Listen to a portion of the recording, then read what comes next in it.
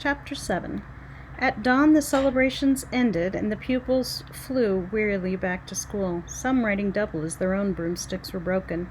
No one was speaking to Mildred. Even Maud was being very cool toward her friend. And Form 1 was in disgrace.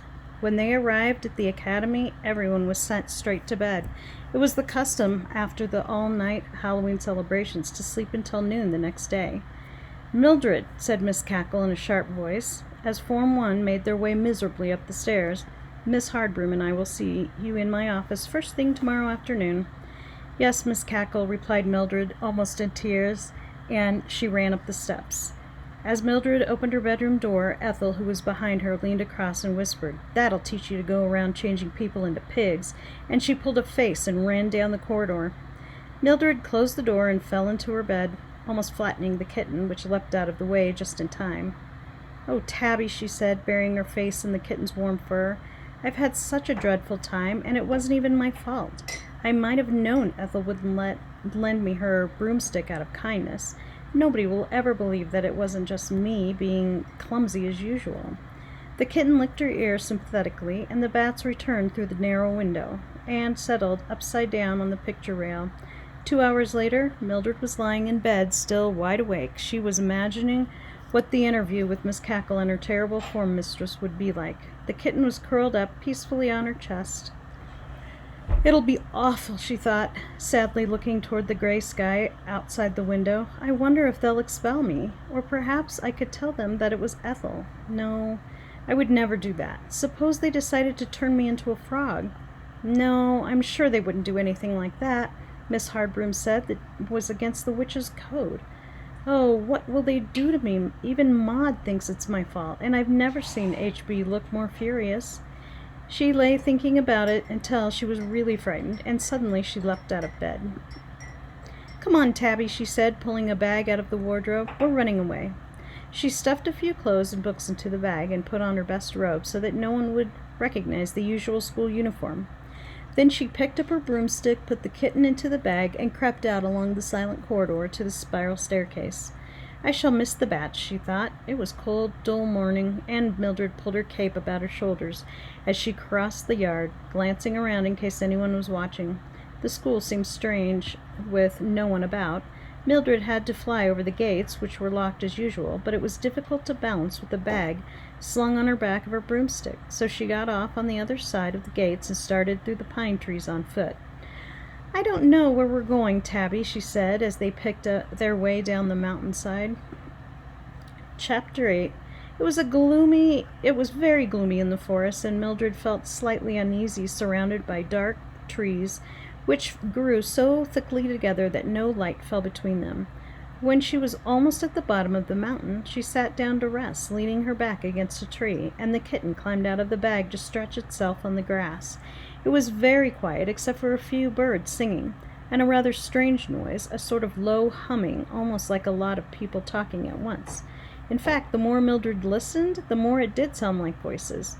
She looked in the direction of the noise and thought she saw something moving along the trees. "Let's go and have a look, Tabby," she whispered. They left the bag and broomstick leaning against the tree and crept through the tangled undergrowth. The noise grew louder. "Why, it is people talking," said Mildred. "Look, Tabby, over there, through the branches." Sitting in the clearing in the gloom were about 20 witches, all crowded together, muttering and talking in low voices. Mildred crept nearer and listened. She didn't recognize any of them. A tall, gray-haired witch got to her feet. "Listen, everyone," said the gray-haired witch. "Will you all be quiet for a moment? Thank you. Now, what I should like to know is, are we quite sure they'll all be sleeping, or at least in their rooms?" She sat down, and another witch got up to reply. She was a small, plump witch with green horn-rimmed glasses. For a horrible moment, Mildred thought it was Miss Cackle, but her voice was different when she spoke. "Of course we're sure," said the witch. "The morning after Halloween celebrations, the entire school sleeps until midday. It is a rule, and the school is very strict about rules, so no one will be up until 5 minutes to 12 at the very earliest. If we fly over the wall into the back part of the yard, we will be as far away from the bedrooms as we can be, and no one will possibly hear us. Added to this, we shall be invisible, so that we shall be extremely well protected. Then all that remains to be done is to split up, sneak into each room, and turn them all into frogs. They won't even be able to see us if they are awake. Remember to take one of these boxes with you for the frogs." She pointed to a neat pile of small cardboard boxes. "We can't even have one of them escaping. Once this is done, the entire school and everyone in it will be under our control. Is the invisibility potion ready yet?" she continued, turning to a young witch who was stirring a cauldron over fire. It was the same potion that the two M's had made during their laughter portion test.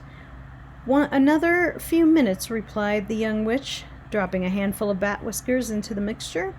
It needs to simmer for a bit." Mildred was horrified. She sneaked back to where she had left her bag, and then into the shadows, so that she couldn't be seen. "What on earth can we do, Tab?" she whispered to the kitten, imagining Maud, hopping about, turned into a frog. "We can't let them take over the school." She rummaged through the bag and took out the two books she had brought with her. One was the witch's code, and the other was her spell book. Mildred flicked through the spell book and stopped at the page about turning people into animals. There was only one example given, and that was snails. "Dare I?" thought Mildred. "Dare I turn the whole lot of them into snails?" The kitten looked at her encouragingly. "I know it's against the witch's code, Tabby," she said, "but they don't seem to follow any rules. They were planning to change us into frogs while we were asleep, so I don't see why we shouldn't do the same to them in self-defense." She sneaked back to the clearing, clutching her spellbook. "Here goes," she thought desperately. The invisibility potion was being poured out into cups, so Mildred had to work quickly. She waved her arms in a circle toward the crowd of witches. This part of spell-making can be very awkward when you don't want to draw attention to yourself, and muttered the spell under the breath. For a second nothing happened, and the witches, milling around the cauldron, continued to chatter and bustle about. Mildred closed her eyes in despair, but when she opened them again, everyone had vanished, and on the ground was a group of snails of all different shapes and sizes. "Tabby!" shrieked Mildred. "I've done it! Look!" Tabby came bounding out of the undergrowth and stared at the snails, who were all moving away as fast as they could, which wasn't very fast. Mildred took one of the cardboard boxes and put the snails into it, gently picking them up one by one.